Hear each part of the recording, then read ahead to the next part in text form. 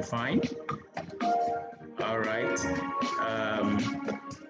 So we are welcome to the first Through It All in the month of August. The month of August is a month that is so special to me. It's a month of joy, yet also a month of serious reflections. All right, so I welcome every one of us to today's edition. Now, there is a passage in the scripture that came to me this evening. Is in the book of Judges chapter 6. The Bible was describing the situation in Israel as at that time. The children of Israel, they rebelled against God, and God decided to turn his back against them. And the Bible said for 7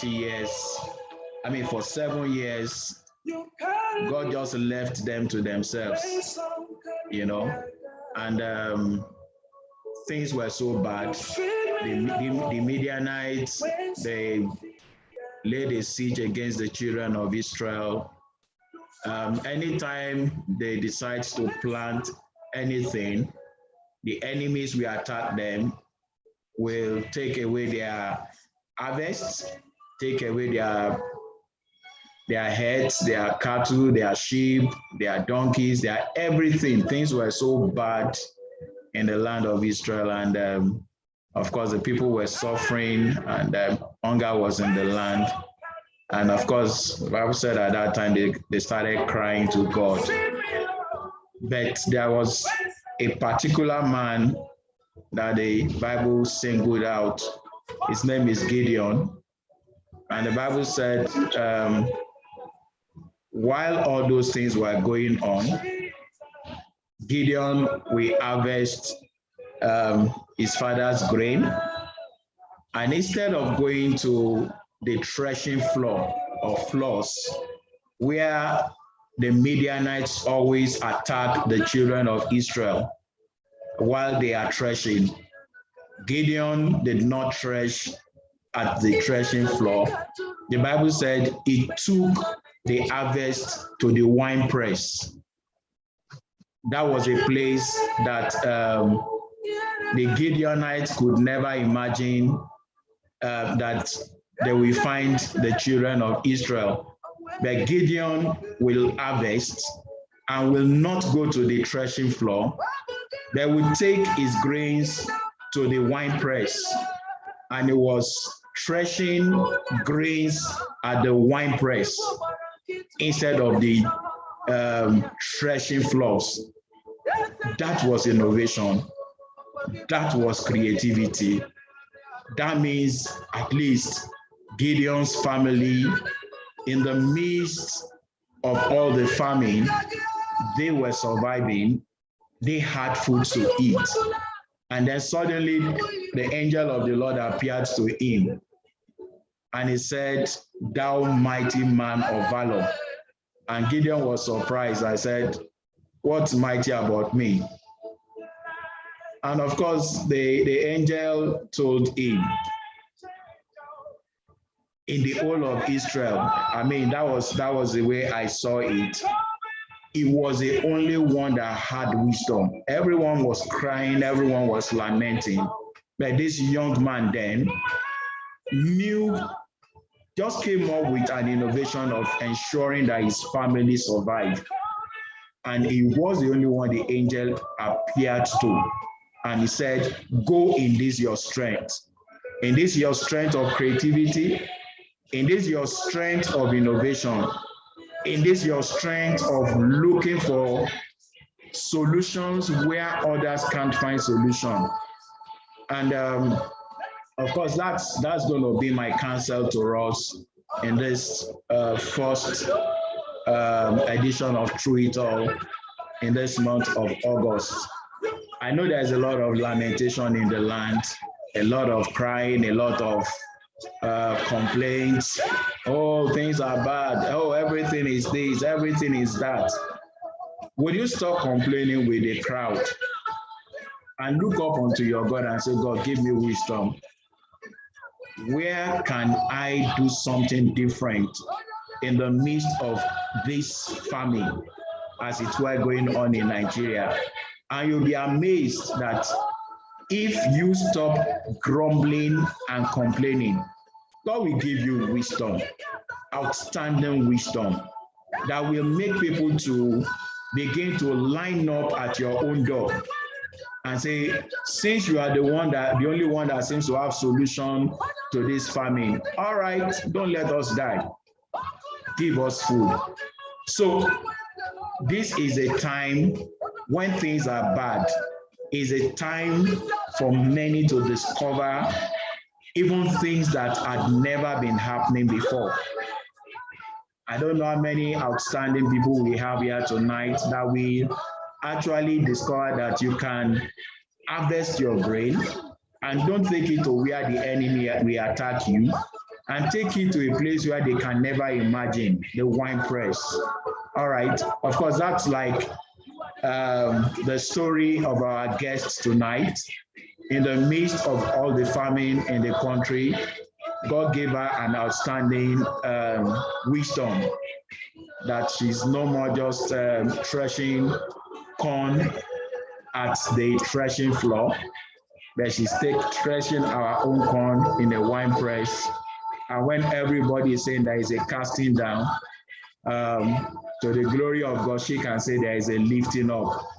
All right, so our guest tonight, I don't know how to describe her. She's a young sister, she's a friend, and incidentally, she has a son that just became my newfound friend. Very wonderful young man, Folua. All right, so Bisilola Asenuga is our guest tonight.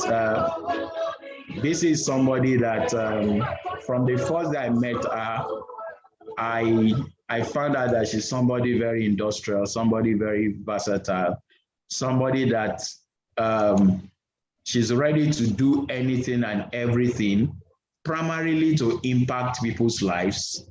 And of course, secondarily, it works out for her commercially. She's somebody that describes herself as a personality engineer, a clarity coach, and of course, a non-profit founder. She's somebody that has an unconventional approach in helping young people and even adults in discovering their personalities. She helps people to appreciate their worth. And then, of course, she helps people to design fulfilling career path.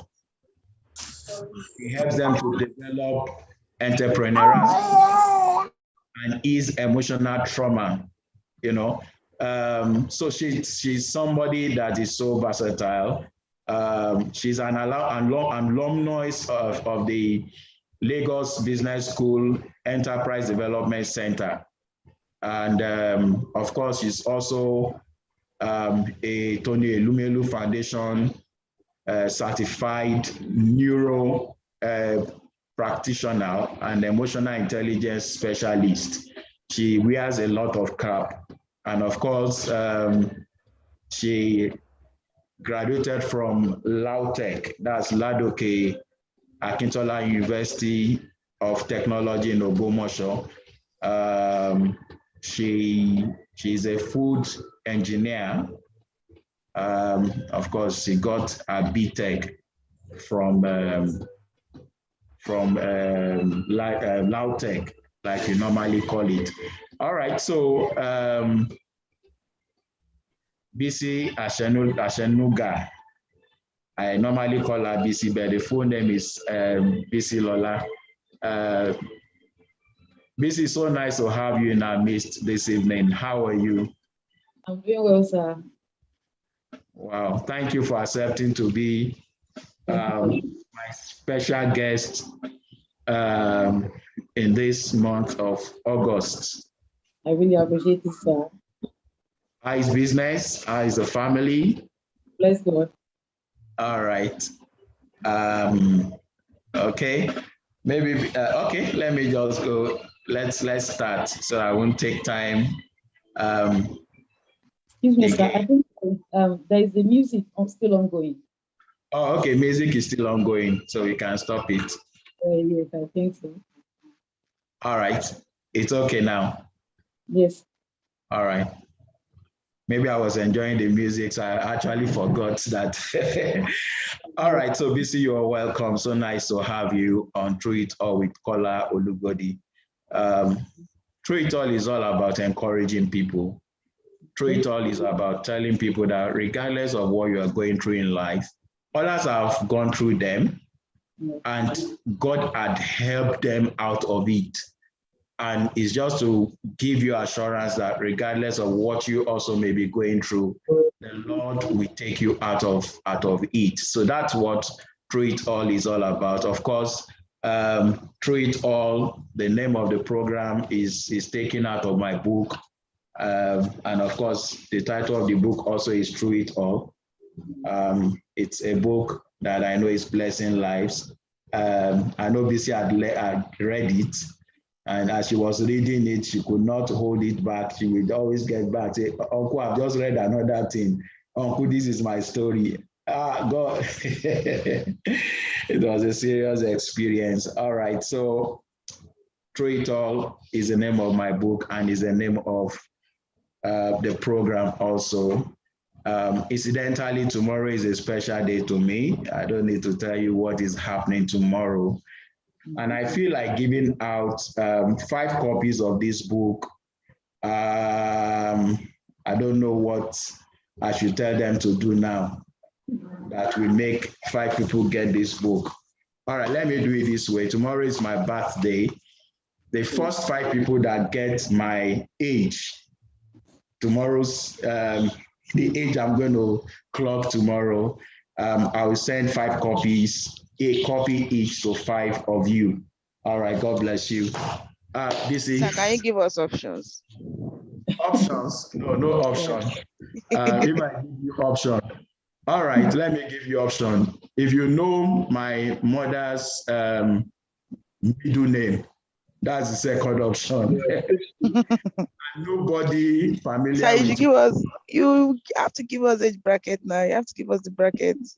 We cannot just be guessing around. We cannot just be guessing around, sir. You have to give us at least some options for us to just You know, some people are already guessing. All right, the first person to get, the first 5 person to actually get, you will get it. But if you are somebody so close to me, I will disqualify you. Because you will know. I want people that don't know. 60, Kola. You get, Uncle, what did you say, sir? 60. 60. All right. I will tell you the right answer at the end of the program, sir. Sir, we want options. We want options. No, I've given option. The third option, my father's first name. All right. You have 3 options now. All right, let's get to the program of today. Bisi, you are welcome. Thank you so much, sir. I know you also have a very powerful story. The latest one is the Ata and Co. But before we go into Ata and Co, who is Bisilola Asenuga? Let's start from the beginning. Okay, sir. Thank you so much, sir. I've been drawing strength from your strength always. And it was a privilege when I received your call yesterday, like, what? Like, okay. And I really want to say thank you to you for what you are doing, sir. I'm really, really grateful for giving me this opportunity. Okay, Bisilola Asenuga. I was born in Oshodi. Yes, two girls in the family. Then I lost my mother when I was 19 years old. Wow. Yes. What else? What else? I studied food engineering. But my story before I studied food engineering, while I was in secondary school, I was doing so well in school. Primary school, I was doing so well in primary school. Secondary school, I was doing so well. I remember when I was in GSS2, GSS3, I would just have this nudge in my spirit that you need to give your life to Christ. Unfortunately, my mother was a Muslim, my father just a church goer. So I can't imagine myself like, okay. In fact, there was a particular event that I was hearing in my spirit that you need to consecrate your life to me, like the kind of experience that Moses had. And then that day, I couldn't do anything. I just removed my hearing. I removed my hearing. I placed it somewhere. And my mother came back from the market and she said, I learned you gave your life to Christ in the afternoon and you lost your hearing. And because I was the last born, I'm actually the last born with my mom. Okay. I was last born. So there's this kind of, and she's from Lagos State. So there's a way they are done. She had done herself, as in gold, everything like that. So I just removed my hearing. And then since she was like, by Jesus lost some, as in you give your life to Christ in the afternoon and you removed your hearing. So it was so difficult for me. So, but I used to just get that nudge that you just need to give your life to Christ. I don't really know who will lead me to Christ. There was a day I now told God, that spirit that was telling me to give my life, I said, you know what? I want to enjoy myself. I want to enjoy myself. I said, until I'm done with secondary school, I'm not going to give my life to Christ. So it was like God was waiting for me. Immediately I finished secondary school, like 2 or 3 months afterwards, I went to one Anglican church in Oshodi, and it was one youth program. And the man ministry now said, he had a revelation. There's this revelation that Jesus is going to come at so. It was like, it was all for me. And I gave my life to Christ that day. So when I finished secondary school, Holy Spirit arrested me and I surrendered to Christ. So that was when the trouble started. That was when it started. So after secondary school, I was doing so SS2, I got admission to Polytechnic and to university. I got to admission when I was in SS2. So the only thing I was waiting for, because I couldn't get, I didn't have English. So I had to wait till I was in SS3. Okay, so I can do my WAEC and probably go to school. So luckily for me, there was a strike. So with that strike, I said, okay, thank God. So I can still use this result. So I don't just know the kind of spirit that came upon my father. So when it was time for me to go to school, apparently my father has another wife. My mother went to my father to say, oh, Bisilola has got a. My father said, doesn't have money for that. And this is a single mother struggling to take care of 2 children. And her business was doing so fine when we were in primary school, secondary school, until when I was in GSS3. So my mother was now crying that, how do you really want me to cope? My father said he doesn't have money. So it was a tug of war. Somehow, I was able to go to Lautech. And then I remember, thank God I was born again. And somehow, I felt like, no, Anglican church is not really the cocoa, as in I need to go to another kind of church, like a Pentecostal church where I can get my spiritual life burning. So there's this CGS. You mean back then, the Anglican, yes. the Because Anglican is on fire now. Now I'm back to Anglican church. Beautiful. My husband attends Anglican, so I'm back to Anglican church. All so right. I found my way to that CGAC church in front of my house. So I started going to church, blah, blah, blah, blah. So when I got to that CGAC church, CAC don't wear earring. I removed the earring again. And it was for the tug of war. So by the time my mother went to the pastor of the church that, Baba, I learned you are from Ogbomoso. Bisilola has gotten admission. I can't pay for the house. At least I can pay for the school fees and every other thing. Baba said, don't worry. There is an accommodation for her. Don't worry. So I was given a place in Ogbomoso. So immediately I got to 200 level. Like few months, okay, when I got to 100 level, like I said, I was doing so well in primary school, in secondary school. So 100 level, I will read, I will not remember anything. Wow. I won't remember. So I'll come back home. I told my mother, in fact, it used to start with a particular headache. I will sense the headache and I will not remember anything. So I will read and read, I won't remember.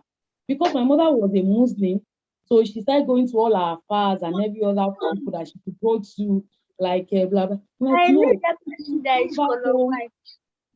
So there was a day she came back home and she came back home with one dove. And she was running with, I mean, she was trying to use that dove to pray for me in the house. I was running away from her. She was running, oh, new family or more, things like that. So,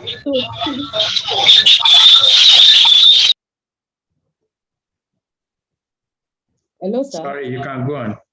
Okay, sir. So, by the time, so at the time, I didn't tell her anything again. I would just go to God and say, and I would say, you know what? Now I'm in Christ. There should not be any reason why I'll be having this kind of difficulty. As it just said to me. So I won't tell my mom anything again. But there is a particular, I used to go towards one bush in school then. I would just go there and I would be praying. I would say, God, please take this pain away. Let me remember. I would just struggle. So it was like a norm.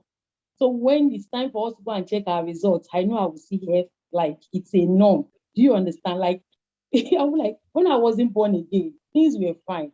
Now I'm born again and I'm struggling to remember what I read. So by the time I got to 200 level, there was a weekend. In fact, part of that weekend, somebody was saying something, and somebody was preaching in my fellowship, Bible Life Holiness Campus Fellowship in Lautech, and the person was saying, the way you face circumstance will determine the altitude God will take you to. It was as if that word was for me, and I started hearing that thing. Sorry, like, repeat it again. The way you take circumstance will determine the altitude God will take you to. Okay. So it was as if it was for me, and I was hearing it. The way you take circumstance will determine the altitude that will take you to. Take whatever comes your way, take it well, blah, blah, blah. There was a day I was going out. It was as if I saw a ghost in front of my house. I'm like, what is this? I couldn't comprehend it. That weekend, I just said, I'm going back home. I got home that Saturday, the Friday evening. My mother was so happy. Like, oh, BC, a long time, blah, blah, blah. Hey, oh, but you didn't tell me you will be coming home. I said, mommy, babe, I just felt like coming home somehow. That day she was glowing the way I was looking at her. By then she was coming to CGSC. She used to come to Fiji because she will hide at the but she will come to church. Do you understand? Because our people that larger, something like that, and how can I come to church? So, but because of me, so she has to be coming to come and say thank you to Baba, something like that. So that day she was glowing, saying, Mommy, you're looking so beautiful this evening. He said, there's nothing wrong with me. I said, okay. She said, you're just looking beautiful this evening. He said, she's fine. Why did you come? I said, I just don't know why. I just feel like coming home. The second day, she was going to market. She sells in Dumota. She was going to market, and I was meant to go to the library. And I was telling her about the new course I was doing, logic and philosophy. I said, Mommy, I'm enjoying that course. So she said, She now said, food engineering, logic and philosophy. I said, yes, but I'm enjoying the course. She said, BCA, don't tell me that there's no God, though. I said, no, I can never say that. That was the last day. That was the last time I saw my mother. Wow. So she went to the market. In fact, I was even telling her that you're not doing your wrapper very well, stuff like that. And in the evening, she didn't come back home. The second day, early in the morning, I saw my auntie and I saw my uncle. And they said, my grandpa wants to see me. And I'm like, because my other sister was married then. So I was the only one staying with her and my cousin. So she now said, why? They said, Baba wants to see you. So immediately I entered the car, I heard a voice in my spirit. It says, the way you take circumstance will determine the altitude that will take you to. I'm like, okay. The next thing I heard was, your mother is dead, but I will take care of you. So I called my auntie. I said, my mom is dead. She said, no, because I was just 18. And they know, everybody, in fact, it was glaring. You will see my mom, you will see me. Wow. I have my room, but I won't sleep in my room. I would rather sleep on the same bed with her. In fact, when I was in secondary school, she would still back me, as in I was her favorite child. So people were like, so my auntie now said, no, Grandpa just want to see you. I said, I'm hearing something that my mom is dead. My uncle looked at me and said, how can you do that? Can you think of death to her? As in, if you were in her shoe, would you like it? No, they're just trying to manage me till I get to see my grandpa. And I said, no, my mom is dead. They were still arguing with me. I kept quiet. And I was at the back, they were at the front. And I heard a voice again. I will take care of you. I will keep you. I will be your father. I will be your mother. And I just had that confidence. I said, Auntie me, my mom is dead. She said, no. I could see her. She was trying to control her tears and she was still struggling. She was doing both ways to say, no. So the journey between Oshodi and Igondo was like 20 hours. I'm like, let me just get to see her. Let me see her corpse. Because they were just telling me that she wasn't dead. So because my grandfather is actually the ballet. So by the time we got to that community, in fact, I could see people crying. I could see it. I'm like, okay, this is it. But then I got to my grandpa's house. I saw my grandpa. People were all around me. And I said, Baba, like, sorry for your loss. People were saying, who told her? I said, didn't tell her anything, no. So they were able to take me from that place to where they took me to a land where they wanted to bury her because she died as a Muslim. I don't know. Maybe when she used to come to church, probably she got born again. I don't know. So by the time we got to the burial ground, people were like, hold up. People were like, I think this girl is crazy. Somebody said, Oti Destiny, like there's this new religion, like something has been speaking to her ever since they were bringing her from Oshodi. So by the time I got to where she was lying, they've already covered her up. I think they said she died I think around 8 or 9 p.m. that a night before. So they just brought her to my grandpa's place. So by the time I got there, I saw her lying down. And somebody was saying, oh, would you mind if we remove the clothes so you can see? And I said, no. I just said, Father Lord Jesus, um, um, while your son was on the cross of Calvary, he prayed a prayer and he said, if this be your will, let this cup pass over me. I said, if this be your will, let this cup pass over me. If not, let her go. So immediately I said that, I left the room. I came out. A number of people were just crying. So by the time we were burying her, so I was just waiting because it was as if that was the best news ever. Like just coming to hear that she's not waking up. That confidence, that boldness, everything was just there. That trust in God, it was just so powerful because maybe I would have just run mad because the bond was just too much. So by the time they called me that it's time to give her a last respect, I said, okay, yes, at last. So I'm not sure I cried until like almost a year after. I didn't cry. I was just fine. So that was my story. So all through university, remember I was still struggling with loss of memory. I will read, I will not remember. Today I will read, I will remember. Stuff like that. I will sleep, I will see snakes, I will see different things. So there was nobody to go to.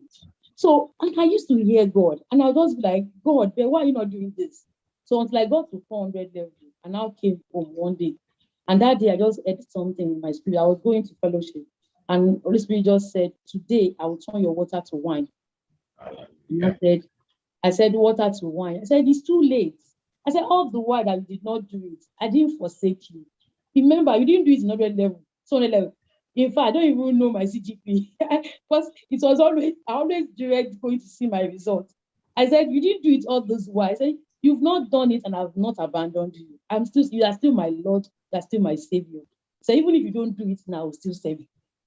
So I said that day, and it was like two friends gisting. And I said, even with that, today I will turn your water to wine. I said, okay. So by the time I got to fellowship, the person ministry just said, God said he's going to turn somebody's water to wine today. Wow. So when I heard that, I said, I told you, it's today. So afterwards, the person now came to tell me the revelation he had, blah, blah, blah. He prayed for me. It was as if So I don't even know what happened. I got to school, as like the old Bisilola just came back. Meanwhile, when I was in primary school, my mom sells fish. She would tell me to hawk fish for her. We were not working for her initially because she was like a bit of distributor in Dumota, in Okiari. So people will bring this catfish from Kutonu. So in bulk, so she supplies it to people. But when she was having issues with her business, so she couldn't get all those things in bulk again. So we had to be selling for her. And I'll be like, Emi Okirio, do you understand? So this did not force me to go and opt for her. The newspaper I meant to use to pack the fish, I'll be reading it. I will just sell one pack of fish and I'll just sit, I will be reading newspaper. I'll be teaching children. I'll always be looking for children to teach. But one of the women that used to patronize me very well. One day I got to her shop and I saw her son. I said, "Oh, how are you?" I was in secondary school. What class are you? What's your subject? I was engaging the boy. I wanted to be teaching the boy that day. That's to tell you how passionate I was with children, teaching children. So by the time my mother died, it was like, how do I start? Remember, my father said he doesn't have money to pay my school fees. So 200 level came up to say, okay, blah, blah, blah. And somehow I was able to scale through. So 400 level, like I said, remember I was studying food engineering, and food engineering is like mechanical engineering. So struggling with engineering, mathematics, and struggling with all these technical drawings, all those things. I was just struggling with them. So if I'm meant to read for exam, I'll only be reading the theory part. Then until I got to, I think, 500 level or so, and we did a course, ergonomics of machine. That was when I'm like, okay, I just love the course. Like I loved logic and philosophy in 200 level. I now realize that it has to do with the relationship between human being and the equipment they are using, or the stuff like your chairs that you're using to sit. Do you get it? Like stuff like that. So because it entails human anatomy, the way human beings think, do you get it? I felt so much in love with the course. That's when I like, okay, there's something about this. So that 400 level, I served somewhere, and one of my bosses took me to Daystar. So I did Daystar Leadership Academy in 2000. So I did DLA. So through DLA, I got to know MBTI. I'm like, okay, personality test. Another, as I was on fire. I'm like, what? I started doing research. Remember, I had no mother. I was staying with my other sister, little resources. There was no internet like we normally have access to internet now. So I would just go to cyber cafe. I would sleep all through the night, cyber cafe, to research on temperament types, blah, blah, blah, blah. I was reading about stuff around personal development. Remember, I was studying food engineering. So I served in Zamfara, and I was the sister coordinator for NCCF. Mama, like we used to call it. So while I was there as Mama, and they told me, while they were even interviewing me, I told the Papa was asking me one question, like, can you wash Papa's clothes? I said, you wash your clothes. I can't wash your clothes now. So am I your wife? And like the guy was like, but you say you stay with your elder sister. What if your elder sister, your in-law, asked you? I said, you can't even tell me. Remember, Spirit Popo, I wasn't wearing earrings. And I was like, no, I can't wash your. Somehow they said God told them that I had to be the mama. And I'm like, I mean that I told you that I can't wash clothes. So by the time I became the mama, I had to be washing Papa's clothes. But the first thing that came to me that day was give everything up for me. So I went to go and tell Papa that I'm not going to work anywhere. I'm going to work with NCCF. And Zamfara family house is like the biggest family house then. So almost 100, 150 people in family house, and I had to be the one cooking with some sisters. Wow. So I was cooking. Meanwhile, in my house, before my mother died, Bisilola will not cook. Do you get it? But the unction just came upon me. I was doing that. So I was doing that joyfully. I finished serving. I came to Lagos. So many, in fact, By the time I came back to Lagos, okay, I started my NGO when I was 7. So I called it a Rescue Foundation then. And I said, no child will go through what I went through, because I went to science class because my counselor, my school counselor, said she saw A, and she said, you'll be a good science student. So I felt like she was the one that actually, she was the one that troubled me. It was the one that troubled my water. So I'm like, no child will experience what I experienced in Lautech. So as in, everybody must actually know who they were. So by the time I got an hold of personality types, that was the only thing I had. That was the only resource I had. And when I was in service here with some corp members, I started the NGO. I launched it. I went to a school. I started talking to children. I wrote a book then. So by the time I came back to Lagos, I just heard it in my spirit that it is not just NGO, it is a ministry. They're calling for me. So I was ready to be going to schools all about, but my father said, how can you just be going all about like that? Go and work, stuff like that. I worked in several places. But 2009, I just knew I was done. So I told my husband that I want to go back to what I was doing.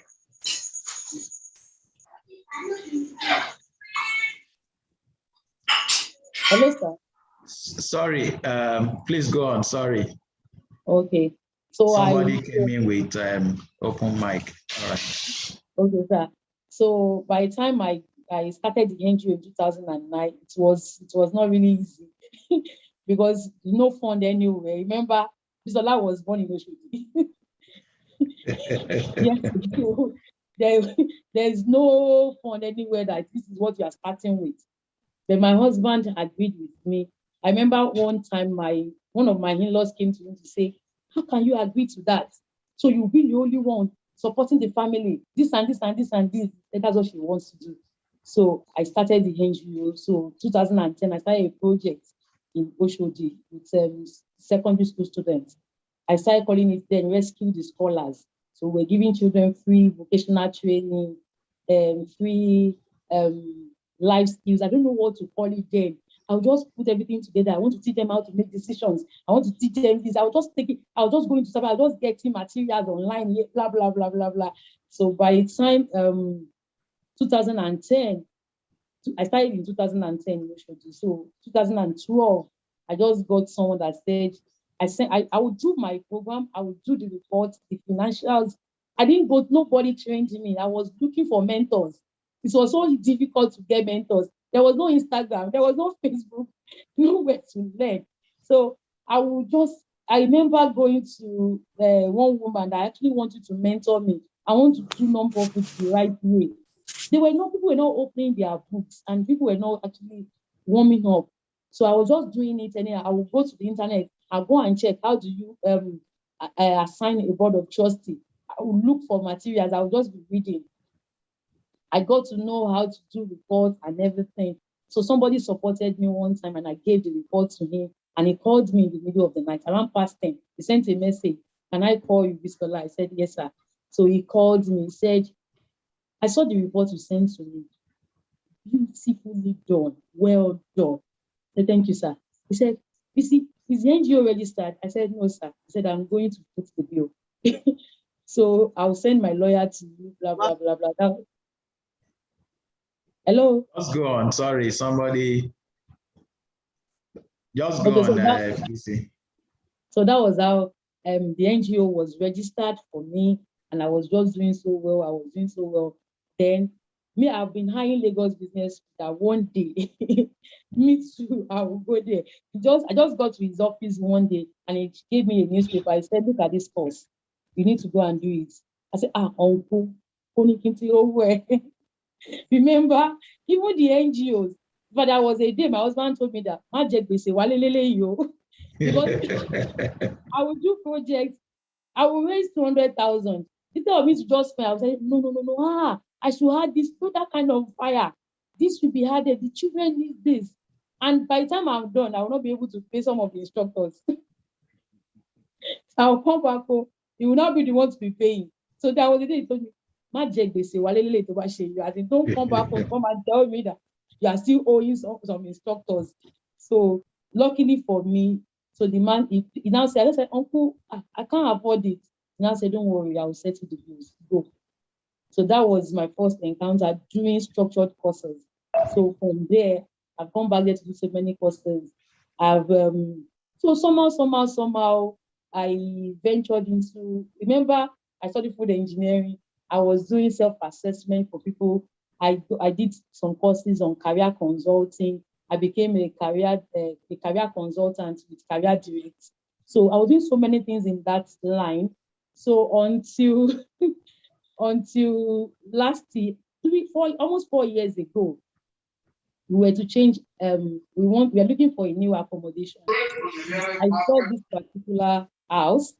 I saw it in my dream.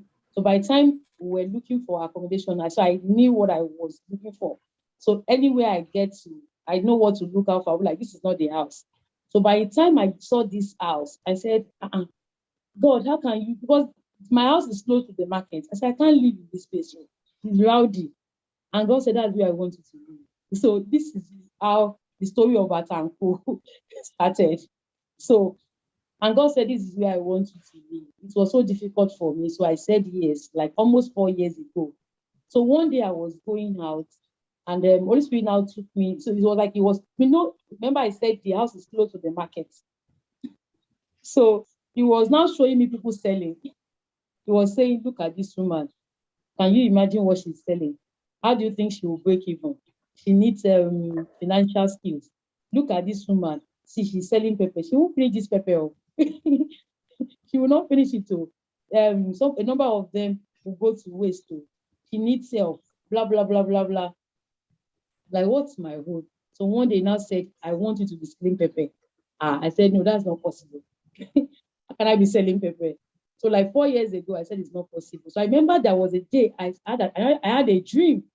And in that dream, I saw a woman with a small kiosk, like selling the parboiled pepper for me. I went to the woman. I said, I had a revelation, blah, blah, blah. The woman said, I don't know if that is possible. I said, God, can you hear that? This thing is not possible. So until this year, last year, COVID, we couldn't do so much. This, my summer program, I've been doing it for like 12 years. So COVID happened, we're all at home. I was just gathering knowledge and so on and so forth. So this year, God now said, that pepper. I'm like, no, I'm not selling pepper. A friend now came to my house. She was now sharing her testimony with me. She said, God told her to be selling bread. She has masters. She's a school owner. She's a gospel singer. She said God told her to be selling bread. That she only started with one tray. Now she has a supermat. And that tray in 6 months has turned to like a supermat that she has to stop what like 500,000 a day. I said, sister, and God told me to sell pepper. She said, what are you waiting for? I said, no, I can't sell. She said, no. I said, I have a career path. I said, I'm a personality engineer. I'm not designing food. I'm designing lights. There is all this kind of, we put labels on ourselves. And I said, me that I normally help people to say, stay focused, this and this and this is who you are, blah, blah, blah. I said, no, I can't. You must say, you better do it. So I said, okay, even if I'm going to do it, I will not be at the forefront. I'll get someone that will be at the forefront so that rescue concepts will not be sold. My stuff, as in what I've been doing, I don't want anything to just stain my career. So I spoke with my husband. I said, you know how to do marketing. I said, me. So I was looking for somebody to front it. I didn't get anybody. So one day, on one Saturday evening, I had unrest in my spirit. I told my husband, I said, tomorrow morning, Sunday, I'm worshiping in Mount 12. I said, I'm going to Mount 12. He said, you see, you teach entrepreneurship. Some things are meant to be in place. You don't even have this in place. We only have one freezer at home. You can't even take whatever you're doing. How do you want to pack it? I said, I don't even know. But today, I said, by the time I'm done buying the pepper, By the time I bring it back home, if I cannot store it all, I will share it with friends. I said I will share it. So that day, I went to Mile 12 market early in the morning with 40,000 naira. So before I got to Mile 12, I've had so many names in mind. I've gotten someone to design to get the website done. We're already working on the website and so on. By the time I got to Mile 12, I remember the step I was trying to climb, and God said, "You are calling it Atta and Co. Whatever you are going So to he told do, you the name of the business. name of the business." He said Atta and Co. It didn't make sense. I noted it. So I remember I bought the basket of tomato. I didn't even know that the markets are in different places. So they told me where to get a rodo. So I took somebody followed me. So she led me. So we went to where to get rodo. By the time I bought the rodo, I then said, okay, let me just buy okra for the house. I was trying to buy the okra. I sat down. A friend of mine called me. I think she's on call now. She's here. She called me. She said, Bisilola, I had a dream overnight. I said, what? Said, in that dream, I was in a car. Another friend of ours was in the car, and you were trying to come in. And then it was a struggle. I was now telling that friend that let's create space for BC. That so we're able to bring you on board. I said, I said, anyway, I was doing selfie. I did video. I said, guess what? I'm selling pepper. I'm in the market. She now said, Which market did you go to? That? Which market did you go to? Mile 12. Mile 12, okay. I took several pictures that day. I said, okay, I don't even know where this is going to lead to me. I'll just be doing shakara here. I took pictures at the gates of the market. I took picture. I did video with those people saying, hello, Len, are you selling this? I was doing video with them. I didn't even know where it was going to lead me. And that friend, that was when I knew this is God. She now said, so one time she finished speaking with me, and I said, so what do you think? He said she doesn't understand what it means. I said, okay. By the time she was done, God now said, so now call her back. Tell her that this is the business you are doing and this is what you need. Remember, my husband was not really ready to support it. He was still like busy, as in that. In fact, there was a word he said, you teach entrepreneurship. Some things are meant to be in place. You've not done your business plan. Nothing. And no business plan, nothing. Nothing. Nothing. So by the time I now told my friend, I said, I don't know why I'm telling you this. Maybe because of what you told me now. God said I should tell you that this is the business He asked me to do, and these are the things I need. He now said, Ore, you need a freezer. I said, yes, the freezer at home cannot be sufficient. He said, you need money. I said, it may be like, he said, no, that can't be enough. I said, no, say, well, my need is you need more. You know what? I will send you 200,000 naira now. Wow. In the market. I was like this. She now said, give me your account number. I sent the account number to her. Before I left that seat, I got 200,000. So I got by the time I got back home. It's all about obedience.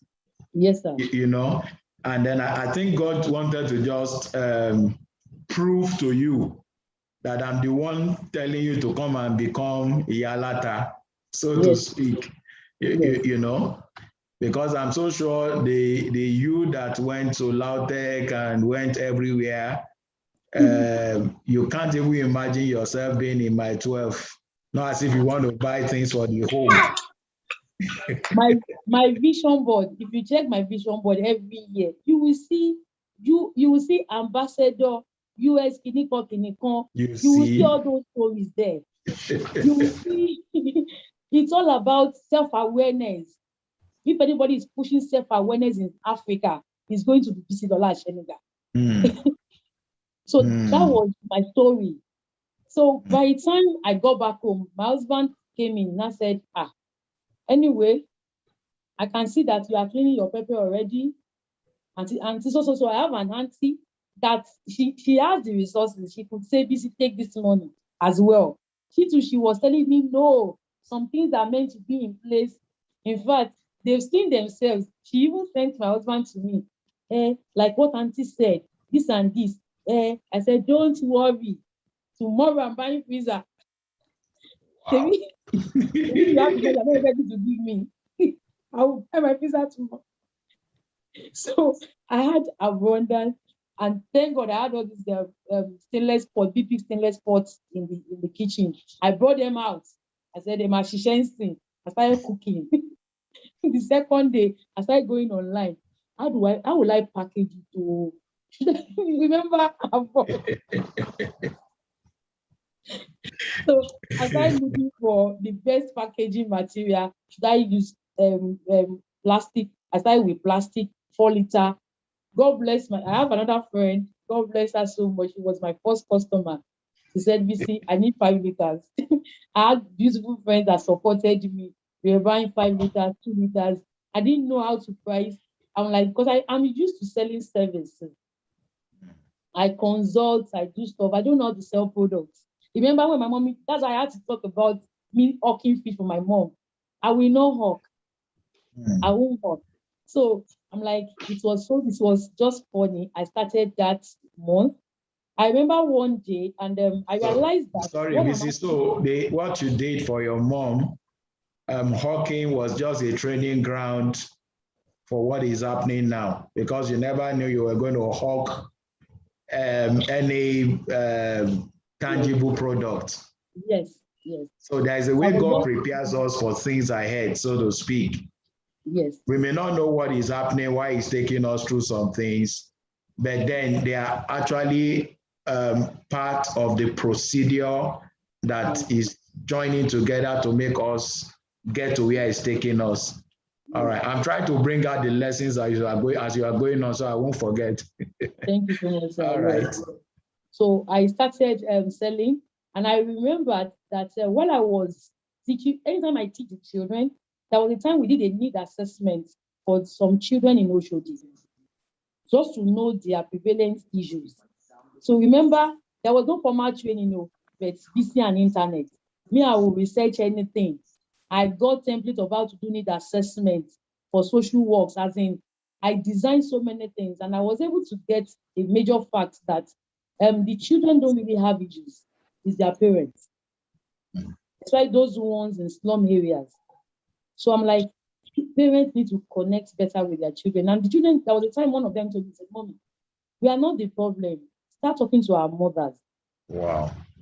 So by the time I started this, so that message came back again, that this paper, we are using it to create, to promote bond in families. Mothers need to leave the kitchen on time and connect with their children.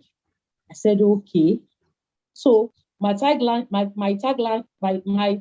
became "Kitchen is family bond." So I will tell you, I'm not selling paper like that. I'm selling family bond. Whatever will make a mother to leave the kitchen on time. And I started engaging myself. I'm like, okay, this is so. How after leaving the kitchen, so how best would they engage? Maybe I have trainings for mothers. I had to put up a book together. So on the 25th of April, my birthday, I launched Ata & Co. So in 2 weeks, remember I went to my 2 weeks earlier. So in 2 weeks, the website was ready. The speaker was ready. So I launched on my birthday. And then I was able to publish, and I didn't publish the book. So I was able to finish the book as well. How to prevent your children for success. So the book was it's actually still on Ata & Co website now.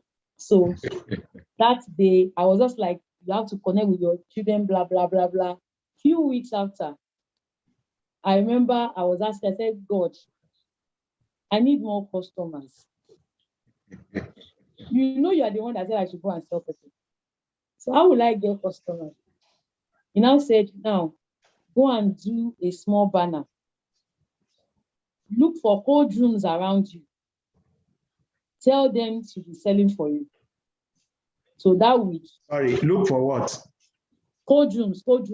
Cold rooms, okay. So God was my coach. He was my sales coach. I'm like, so that said, look for cold rooms.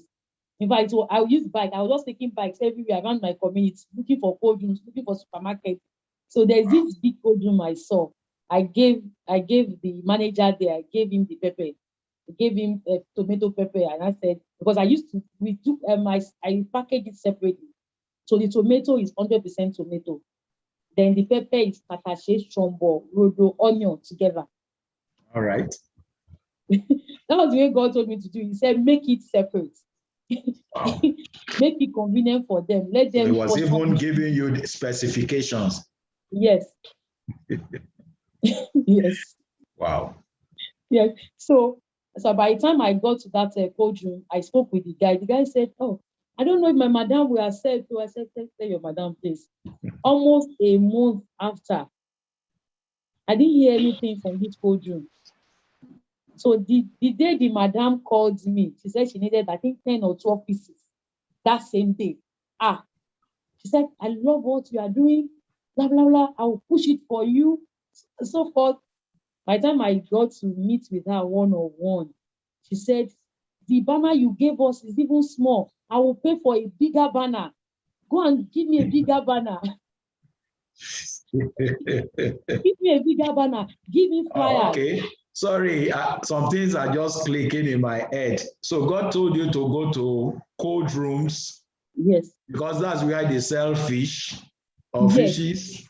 Yes. All right, so anybody buying fish can buy pepper without going too far. That's in it. fact, prepared pepper, already grinded, I suppose. Yes.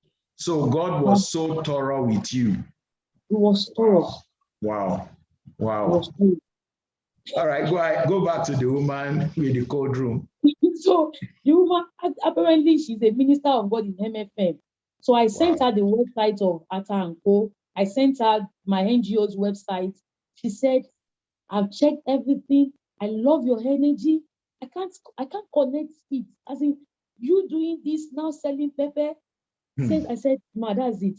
The woman now said, "I will support you. My sister, anything you need, please come to me." Wow. So remember the friend that gave me 200,000? I was discussing with her. She said, "Ore, tell her you want to be storing in a cold room." I said, "Hey, it's a good idea. I will tell her when I see her." At least that is bigger than your freezer. By the time I met the woman, she said, I said, "Ma, what I really need, NEPA, this and this and this. I don't know if I said anything you want." She called the manager. Anytime she brings pepper here, let her store. So I'm not bothering my head over NEPA, generator, even though you have to buy a bigger generator in the house to take the two freezers, because I still need to have something in the house in case I want to sell from the house. So that's how she said, anytime you bring the pepper, they will store for you. So even if it's 8 or 9 p.m., I'll just call the security and bring in pepper. They will just store for me. Another day, I sat down, like a month after, I sat down and God said, "You have written a book, Abi, on how mothers can connect with their children." I said, "Yes." He said, "The women in the market that I showed you almost 4 years ago, the women that the children in Osho, they have been complaining about, how will they learn how to parent? Can they read your book?" I said, "No." He said, "So you have to take this message of parenting tips, emotional intelligence, take it to the market." I said, "Okay." I was trying to jot. He now said, "But there must be a bait. You must give them something because they will not come and learn emotional intelligence. You must give them something. So you must be packing food stuff for them. Rice, fish, and so on. Stuff like that." So I spoke with friends. that month I was able to, in fact, that's another story entirely.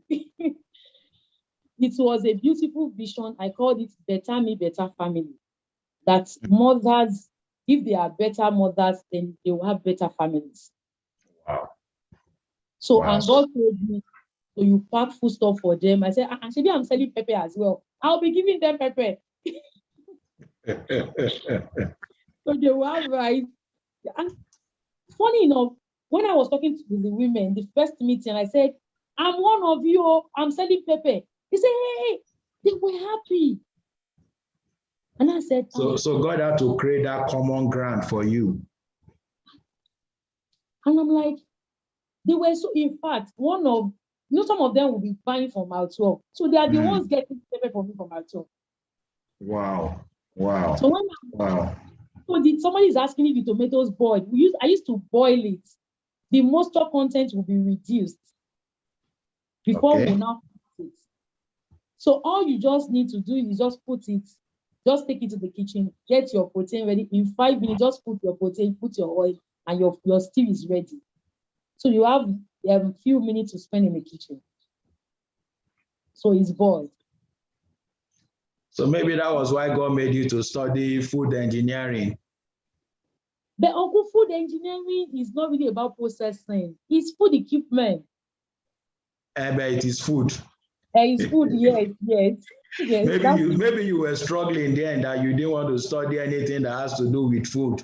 It's not pharmacy, it's not medicine, it's not any of those high-sounding courses. I'm telling you. Wow. Put on the phone. So by the time I stopped at the women in the market. The Better Me, Better Family project. So the first month I sent proposals out the usual way we normally raise funds. Like our summer program, we spend like almost 2 million every year on our summer program alone. Wow. So because summer program runs for a month. So from the beginning of the holiday to the end, children will have access to career planning, they will have access to free vocational training, life skills training, and so on. So the same way I sent my letters out. So there is this particular company, and the guy that is in charge said they've approved 1.5 million naira for this project. So they were going to sponsor it for 3 months. But the guy said I need to give him a bribe. So he was not asking for small bribe. On top 1.5 million, he would take 500,000. Sure. Yes. And he will only give me 1 million. So it's a good deal. So for 3 months, you have 3 million to do your project. I said, no, I won't. I won't. I would rather employ you on the project. I will give you work to do. I will pay you for the service. I can't give bribe. So I've been doing NGO work for 17 years. I've never given bribe. So I'm not getting support. So wow. it wasn't easy for me because they had already told me that they were going to sponsor the project. Wow. So by the time, remember, as in flyer is out, I was ready for the project. So by the time I got to bed that night, and I said, God, so who do I run to? Now he dropped a name in my spirit. He said, talk to this person. So I spoke. Sir? No. Go ahead. So I spoke, in fact, not just the person, the chairman of my board. So I spoke with him. The church gave me 250,000. I raised funds. I was able to raise over 500,000. I got my rice. I got fish. I got so many things. I got oil. I packaged food stuff for 135 women. Wow. I got free health checkup for the women. They gave them free drugs. I got a mental health doctor from Arrow, this Yaba hospital. One in Yaba, yeah. I got a mental health nurse to talk to them about mental health. I got school owner to talk to the mothers about how to connect with their children. Me, self-awareness. Thank you, psychiatry hospital. Thank you. So me, I was able to do an unconventional self-awareness test for the mothers, Pidgin English, Yoruba language. It was a beautiful event. So so we were able to launch Better Me Better, and God said you are doing. So we gave them free fish, we packaged rice, oil, and everything like that. It was so beautiful. And by the time we got to the venue and we were talking, I just told him, I said, I need 10 team leaders from you. They were rushing out to be team leaders. I got team leaders, I got assistant team leaders. We met with them. 2 weeks afterwards, come and see the testimonies I was hearing. Some of them told me that all the things that woman mentioned, she never knew that she was actually depressed because she lost her husband when her last born was 7 days old. These women are market women. I remember the self-awareness test we did for them. I can't do the 16 personality types for them. They can't connect. I did the 4 personality types. And they can't. So the result-oriented personality, I called it no nonsense personality. So connecting with the market women, we're like, if your child is so, what will you call your child? No nonsense. If your child used to likes to make up every time, what will you call your child? So see me finish. See me, can you see my face? See me.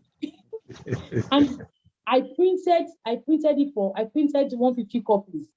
So I give each of them that flyer that has each personality type and people that look like them.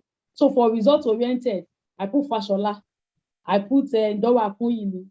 So if your child, don't call your child a stubborn child again. What will you call that child? Dora Akunyili. So if your child is not doing so well in school, don't say that child is sluggish. Who is that child? Baba Deboye. So in fact, different testimonies. One of them said, before now, I used to curse my children. In fact, she even said, I don't just curse. She used to say, I born a boy in her language. I said, what's the meaning? She said, your future is cursed. Wow. She said, now I don't curse again. I will say, my Fashola, please come and help me do this thing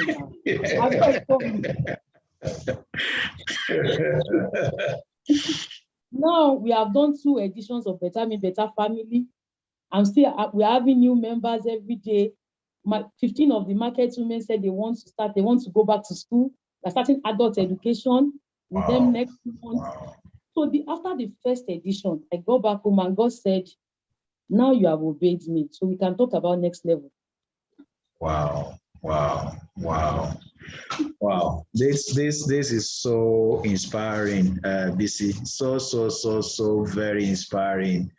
It only shows how God relates with us for those that put their trust in Him. And of course, now I understand why you were saying that, Uncle, your book is talking to me as if,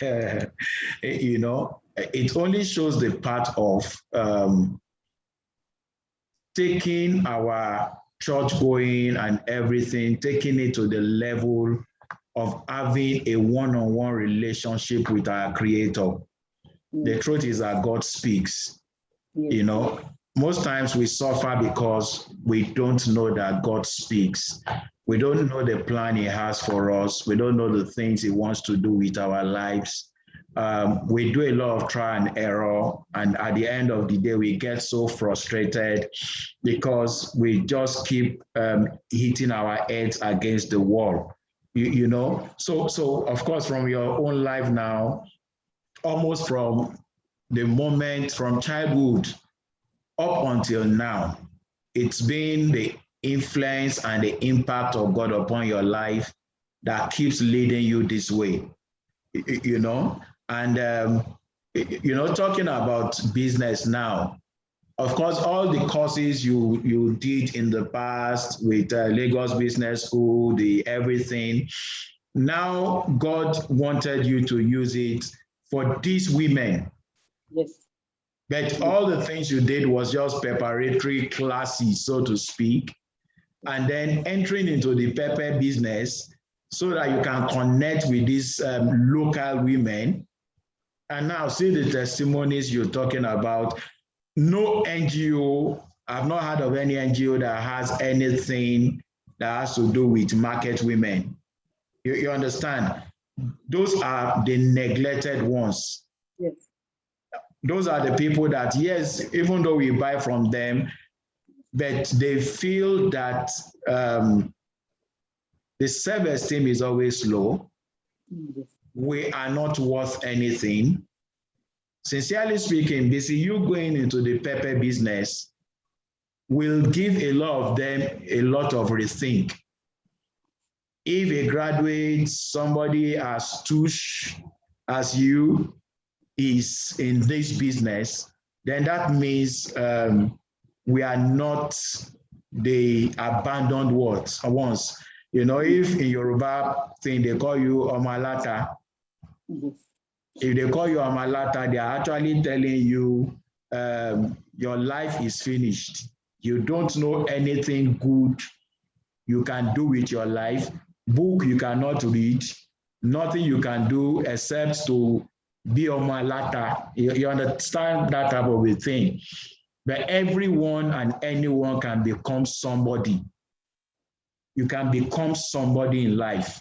You can sell pepper to the point that you can become somebody.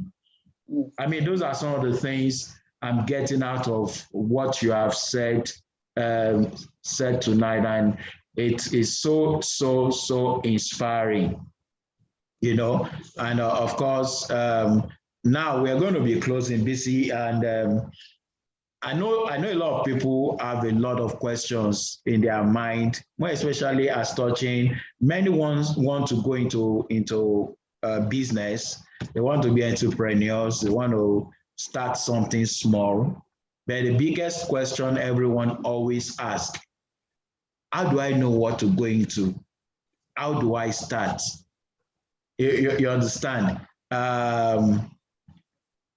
Of course, the normal thing when you tell people go and think of business you want to do, everybody is thinking of high-sounding things.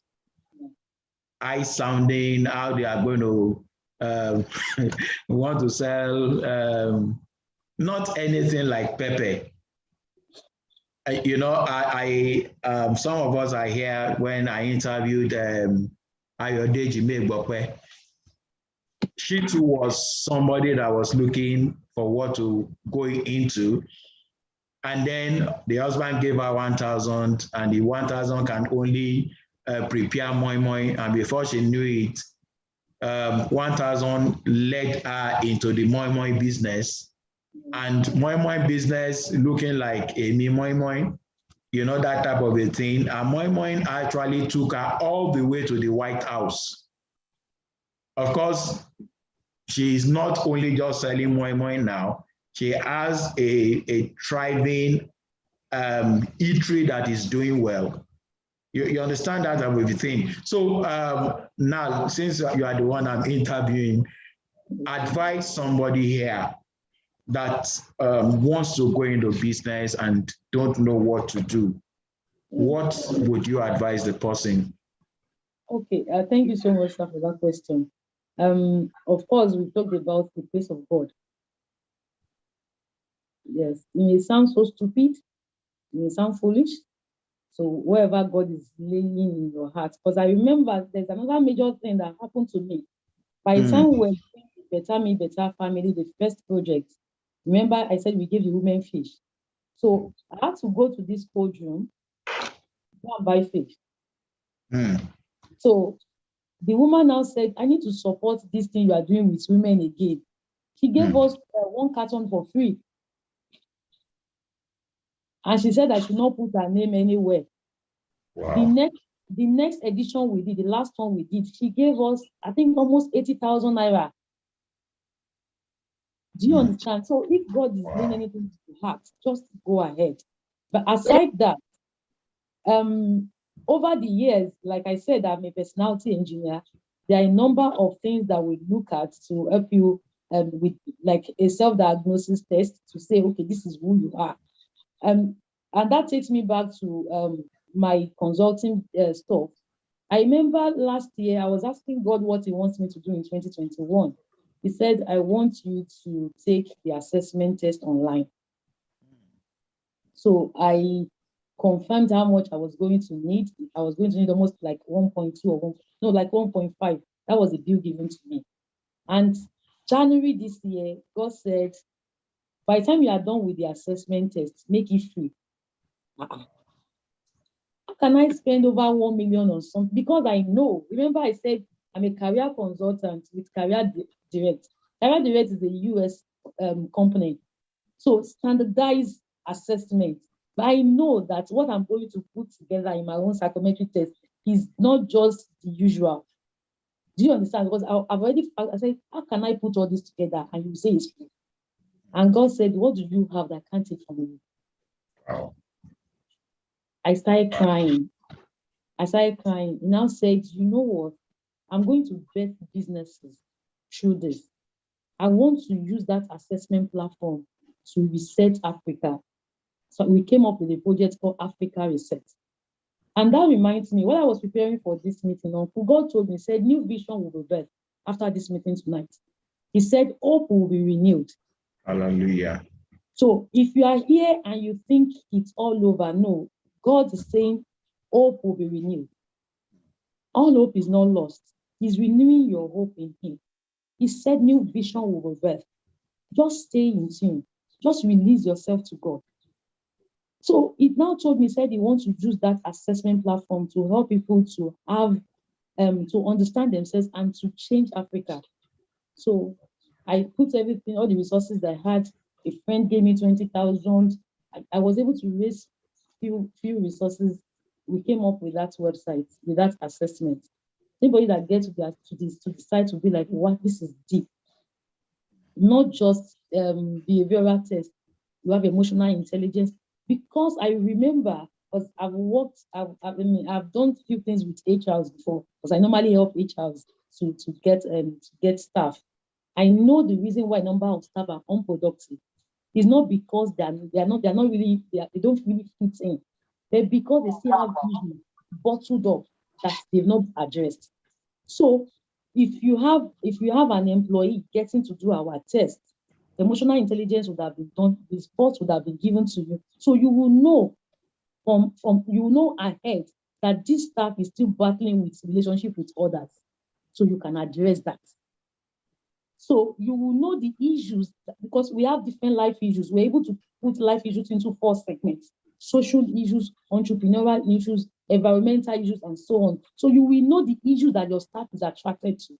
So the reason why I'm going to that is because the assessment, the website is available now. People can get the assessment for free. We are still battling with automation. So you won't be able to get reports immediately because I've not been able to raise funds to sort that part.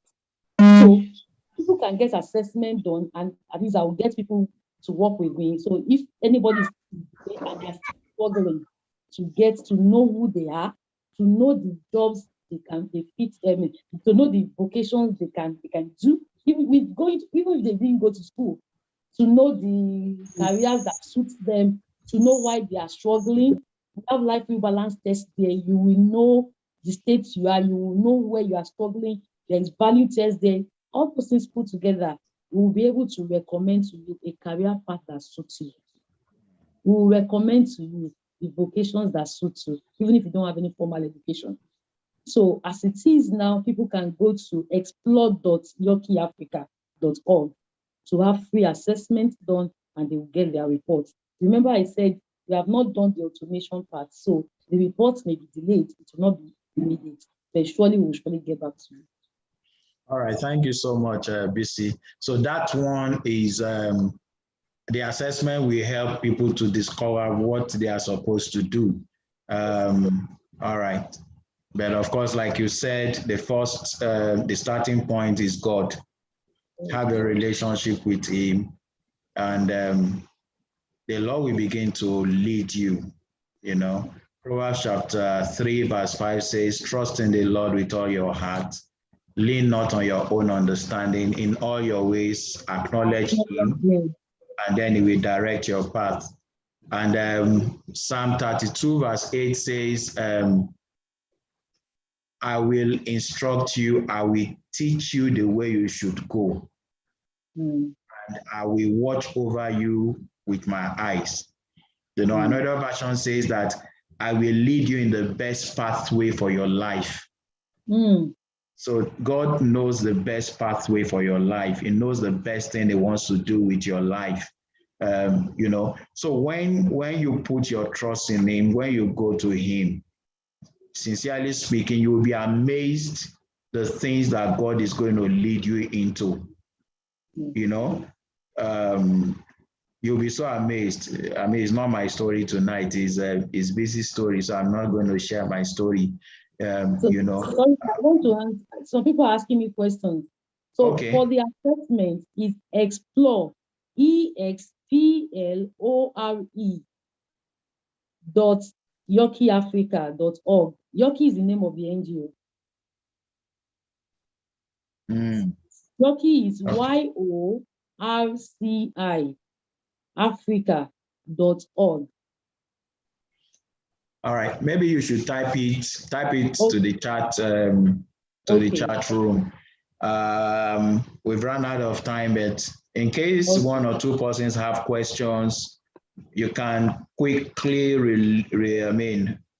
unmute yourself and ask your question. I just want to give one or two persons the opportunity to do that while BC is typing that. We have people that have one or two questions for the guests. All right, so explore YORCIAfrica.org. All right, great. So somebody is asking, so how do we get your pepper? I'll drop my number there, so you can call my number, and you can actually go to our Instagram handle, Atta & Co. Maybe you should type Atta & Co, so we know the Instagram handle. We know how to follow you. You can place the order on our website as well. All right. And if I want to be a reseller, I should just call you also. Distributor, yes, we are looking for on the island. Okay, you're looking for distributors. All right, it's okay. And if I help you do marketing, you will pay me for marketing also. I'll be for advert. Yes, sir. Yes, sir. All right. So Busy, thank you very much. It's really been nice having you here tonight. Your story is so powerful, it's so inspiring. Interestingly, as at yesterday, in fact, to 7 yesterday evening. Hello, sir. All right, sir. Yeah, my name is Matthew Olale. All right, sir. Yeah, my question to the guest is that, do you have a plan to reach out to young ladies, especially in the universities, to have the kind of focus you developed while you are in university? Thank you so much. Thank you. That's a very fine one. We've been doing that for 17 years. So I'm hoping to, I'll travel to Oyo. I've left my house for 1 month. I can go anywhere. I have a very good husband that's been so supportive. So, and my son as well. I can live. All right. Now that you mentioned your husband, Wale, hi. Sorry, I should have introduced you from the onset. He also is here. He's a very supportive man, even though it's been long we saw. So Wale, thank you so much for what you're doing. Thank you, sir. God bless you. Thank you for being a supportive husband. And maybe I should thank you for giving me a new friend today, Folua. That's my newfound friend. He's so talented. Finny, don't go. Let me round up the program with you. I finish with mommy. This young man is so talented. he's 7. Interestingly, it took him 7 years to come into the world. Yes, sir. Mother and father were married for 7 years before Finyi came, and then Finyi came. Finyi is 7 years old now. Finyi is a singer. He beats the drum set very well, and is also, I won't call you a motivational speaker, but he is a speaker. Sorry, I didn't get that. I'm also an artist. You're also an artist. All right. So let me give you 30 seconds to introduce yourself to people, what you do, and Finyi Folua, just tell us, just do a free-flowing one for us. I'm counting 30 seconds. Okay, good day everyone. My name is Bisilola Asenuga, and I'm 7 years old, and I have a YouTube channel and Instagram page. I used to drum. I'm an artist. I'm a singer. I'm also an inventor. An inventor. All right. Yeah. Okay. I won't ask you what you've invented yet. Maybe one day I will bring you to the program. Okay, you can go. And I've invited people to your Instagram handle. So you're going to get a lot of followers. What's that your handle again? Tell us. Finn says you can. Finn says what? You can. You can. All right. Finn says you can. One word. And if he says you can, sorry? One person has already typed it. You're very smart. All right. So I have a meeting with you very soon, maybe next week. Okay, it's off. All right, BC, once again, thank you very much. We need to go. All right, so through it all, let me see the people that got it. I only have 5. I only have 5 names of people that got my age. My birthday is tomorrow.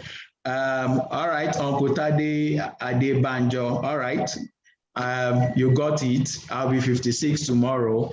Vincent Inekwe. All right, you got it. Wale, you got it also. Wale Asenuga, but you have a copy in your house now. Yes, so Wale, let me borrow somebody your own chance. And then Sister Rhoda Faride. You have a copy also, I'm not sure, Sister Rhoda. I think I gave you a copy.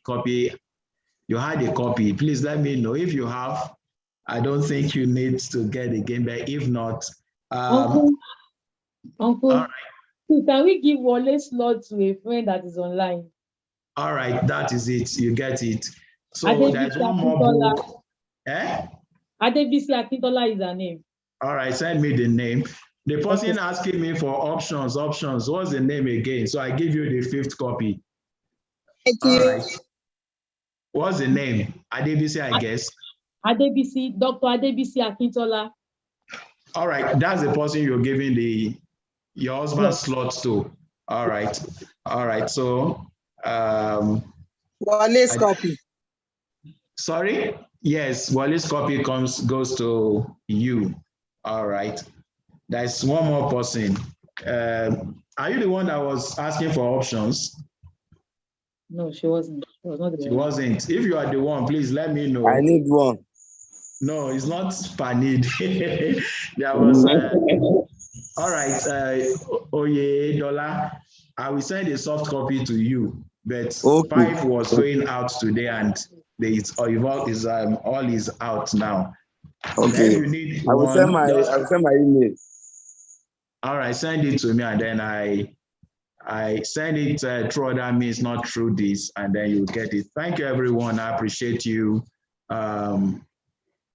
This is all for education. It's for blessing. It's for encouragement. I tried opening the site, but it wasn't opening.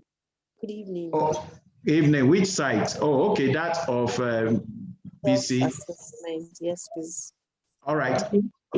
Please just visit our Instagram, Bisilola Asenuga, and then you can discuss with her. She will flow with you.